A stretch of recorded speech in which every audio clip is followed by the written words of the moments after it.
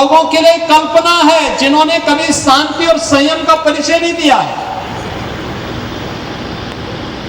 जिन लोगों के पास थोड़ा सा वैभव आया नहीं कि उनकी गर्मी सामने आने लगती है और लोगों की शांति को छीनने का प्रयास करते हैं।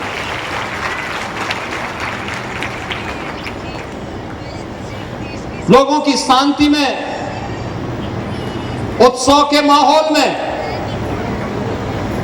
उत्साह और उमंग के माहौल में व्यवधान पैदा करके पूरी व्यवस्था को कैद कर देना चाहते हैं। लेकिन हमारे यहाँ तो भगवान राम हो या कृष्ण, इनका तो उपदेश हमारे लिए एक ही है।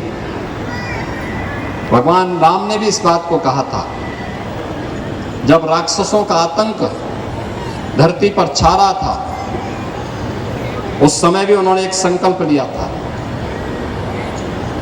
और उस समय उन्होंने जो घोषणा की थी, ऋषि परंपरा को, संतों की परंपरा को अभय देते हुए, निस्सरहीन करो मैं भुज उठाए प्रण कीन, यानी मैं अपनी भुजाओं को उठा करके प्रण करता हूं कि इस धरती को राक्षस विहीन कर दूंगा।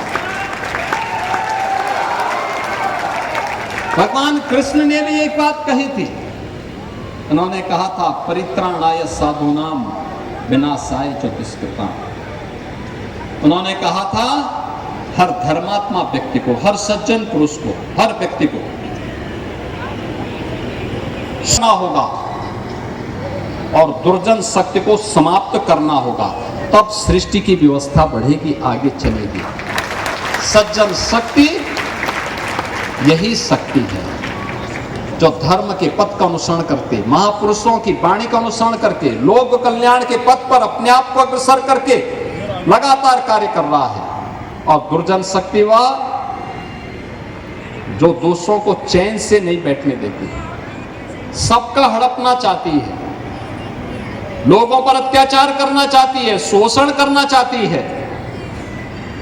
लेकिन अब ये नया भारत है और नया भारत का नया उत्तर प्रदेश अत्याचार, अनाचार, दुराचार, शोषण और किसी भी प्रकार के उपद्रव को बर्दाश्त नहीं करता है। उत्तर प्रदेश अब उपद्रव की भूमि नहीं, उत्सव की भूमि बन गई है। उत्सव हर मंदिर में हर बेटी को, हर व्यापारी को, हर नागरिक को सुरक्षा की गारंटी सरकार दे रही है और ये सरकार का नैतिक दायित्व भी बनता है। हर व्यक्ति की सुरक्षा और उसके सम्मान का कार्य सरकार का दायित्व है। सरकार उस कार्य को निर्वहन कर रही है। हम प्रत्येक नागरिक का सम्मान करेंगे, उसका विकास करेंगे, विरासत को आगे बढ़ाएंगे। लेकिन अगर सुरक्षा में कोई सेंध लगाएगा तो सख्ती से सरकार उससे निपटने का काम भी करेंगे, क्योंकि ये हमारा धर्म कहता है। हमारा धर्म तो हमें यही प्रेरणा देता है कि परित्राणाय साधूनाम विनाशाय च दुष्कृताम। और उसी परंपरा के साथ आज मुझे श्रावस्ती दौरे के दौरान भगवान शंभोनाथ की इस पावन तपोस्थली पर, उनकी पावन जन्म की भूमि पर और उनके स्वयं के राज्य की भूमि पर इस पावन मंदिर में नमन करने का अवसर प्राप्त हो रहा है। मैं आयोजकों को हृदय से धन्यवाद देता हूँ।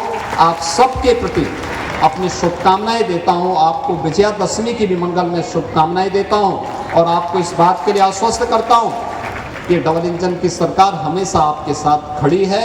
आपको हर प्रकार से आपके साथ खड़ी होकर के मजबूती के साथ आपको सुरक्षा भी देगी, आपको सम्मान भी देगी। आप सबके प्रति मेरी मंगल में शुभकामनाएं हैं। धन्यवाद। जय हिंद।